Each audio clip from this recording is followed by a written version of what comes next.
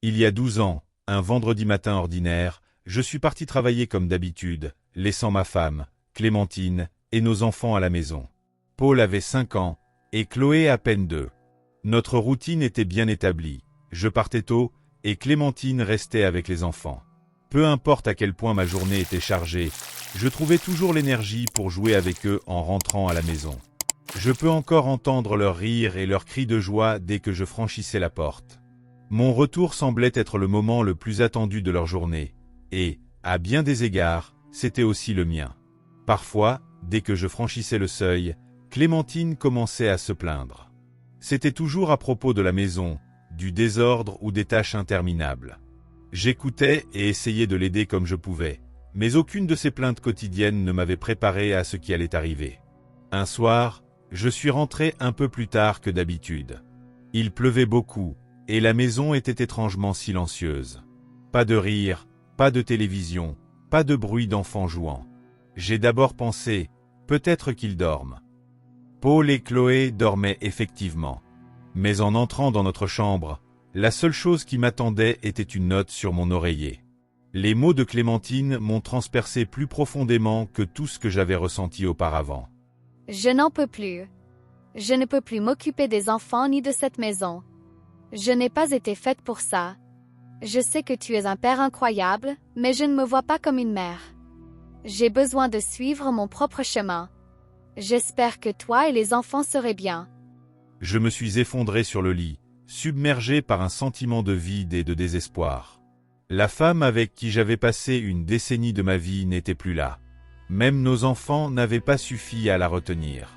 Les jours suivants, j'ai repassé chaque moment dans ma tête, essayant de comprendre où j'avais échoué. Mais la vérité, c'est qu'il y a des questions qui ne trouvent jamais de réponse. Les jours qui ont suivi ont été un chaos total. Paul, avec sa curiosité innocente de garçon de 5 ans, n'arrêtait pas de demander où était sa maman. Chaque jour, je mentais en lui disant qu'elle était en voyage, une excuse lâche, mais c'était tout ce que je pouvais inventer à ce moment-là.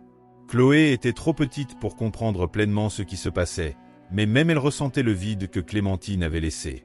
Quand j'ai finalement dit la vérité à Paul, il a pleuré d'une manière que je n'oublierai jamais. Ce n'étaient pas les larmes d'un petit garçon, c'était une douleur si profonde qu'elle brisait son innocence. Voir la douleur dans ses yeux m'a fait me promettre de faire tout ce qui était en mon pouvoir pour compenser ce qu'il avait perdu. Avec le temps, nous avons réussi à nous adapter à une nouvelle normalité. J'ai dû apprendre à être à la fois père et mère, ce qui, pour être honnête, a été la chose la plus difficile que j'ai jamais faite. Les amis et la famille ont aidé comme ils ont pu, mais la plus grande partie du poids est tombée sur mes épaules. Quand Paul a eu 10 ans, il était plus mature que beaucoup d'enfants de son âge, ce qui était une bénédiction. Chloé, quant à elle, avait peu de souvenirs de sa maman. De temps en temps, elle posait des questions innocentes mais déchirantes comme « Pourquoi elle ne m'aime pas ?» ou « Est-ce que j'ai fait quelque chose de mal ?» Ces moments me brisaient, mais je lui assurais toujours que ce n'était pas de sa faute. 4 ans plus tard, alors que je sentais enfin que ma vie était reconstruite, j'ai rencontré Élodie. Ce n'était pas une rencontre romantique grandiose, mais une simple discussion inattendue lors d'une réunion de parents d'élèves à l'école de mes enfants. Élodie était l'une des enseignantes de Chloé, et dès que nous avons commencé à parler, j'ai remarqué sa chaleur et sa gentillesse sincère. Avec le temps, sa présence a commencé à illuminer nos journées de manière inattendue, comme une douce lumière dans une pièce sombre. Élodie était veuve et avait un fils, Théo, qui avait le même âge que Paul. Ayant vécu des pertes similaires, elle comprenait mieux que quiconque les luttes silencieuses que je traversais. Cette connexion est devenue un véritable soutien pour Paul, qui a trouvé un confident en Théo. Ils sont devenus plus frères qu'amis. Pour Paul, qui avait gardé tant de choses en lui depuis le départ de Clémentine, ce lien était quelque chose que je ne pouvais pas lui offrir seul. Cela l'a aidé à guérir de manière que je ne pouvais pas, lui rendant une partie de son enfance. La présence d'Élodie a également eu un impact profond sur Chloé. En grandissant, elle s'était construit une barrière émotionnelle, un mécanisme de défense contre l'abandon qu'elle avait ressenti, même inconsciemment. Élodie, avec sa douceur et sa patience, a progressivement gagné sa confiance.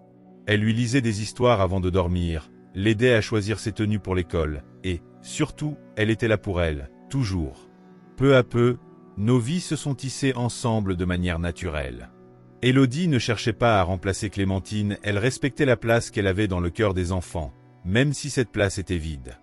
Mais ce qu'elle a offert, c'était une forme de maternité différente, basée sur l'amour, le soutien et une patience infinie.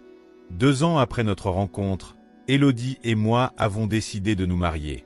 Ce n'était pas une décision impulsive, mais une réflexion mûrement réfléchie sur ce qui serait le mieux pour nos familles respectives. Notre mariage a été simple, mais il représentait un nouveau départ, non seulement pour nous, mais aussi pour nos enfants. Au fil des années, Clémentine est restée absente. Il n'y a eu ni appel, ni lettre, ni visite. Cela a été difficile à accepter, surtout pour Paul, qui, en grandissant, a dû lutter avec le sentiment de rejet. Chloé, quant à elle, semblait s'épanouir dans cette nouvelle famille recomposée. Un jour, pourtant, une lettre est arrivée. L'écriture de Clémentine était reconnaissable entre mille. Dans cette lettre, elle expliquait qu'elle vivait à l'étranger et qu'elle avait longtemps hésité à nous recontacter. Elle disait regretter profondément son départ et demandait une chance de rencontrer les enfants.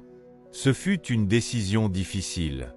Devais-je permettre à Clémentine de revenir dans leur vie après tout ce qu'ils avaient traversé? Devais-je risquer de rouvrir des blessures que le temps avait à peine commencé à guérir? Après en avoir longuement parlé avec Élodie, nous avons convenu que c'était aux enfants de décider. Paul, à 16 ans, a choisi de rencontrer sa mère. Chloé, alors âgée de 13 ans, a refusé. Elle disait ne pas vouloir revivre l'incertitude et la douleur que son départ avait causé. La rencontre entre Paul et Clémentine a été intense. Elle s'est excusée, mais les mots ne pouvaient pas effacer les années d'absence. Paul, avec une maturité impressionnante, lui a dit qu'il était prêt à essayer de reconstruire quelque chose, mais qu'il ne pouvait pas lui promettre de lui faire pleinement confiance. Avec le temps, leur relation est devenue cordiale, bien que distante. Clémentine a fait des efforts pour rattraper le temps perdu, mais la place qu'elle avait laissée vacante avait été remplie par Élodie, qui était devenue pour Paul et Chloé plus qu'une belle-mère, elle était devenue leur vraie mère de cœur. Aujourd'hui, je regarde en arrière avec un mélange de douleur et de gratitude. La vie n'a pas suivi le chemin que j'avais imaginé, mais elle m'a apporté des cadeaux inattendus. J'ai appris la résilience, la force et le pouvoir de l'amour sous toutes ses formes. Chaque matin, je regarde ma famille et je me sens reconnaissant. Nous ne sommes pas parfaits, mais nous sommes ensemble. Et c'est tout ce qui compte. Si vous avez une histoire similaire, partagez-la avec nous dans les commentaires si vous souhaitez que je la raconte. Merci d'avoir regardé la vidéo jusqu'à la fin. N'oubliez pas de liker et de vous abonner. À la prochaine.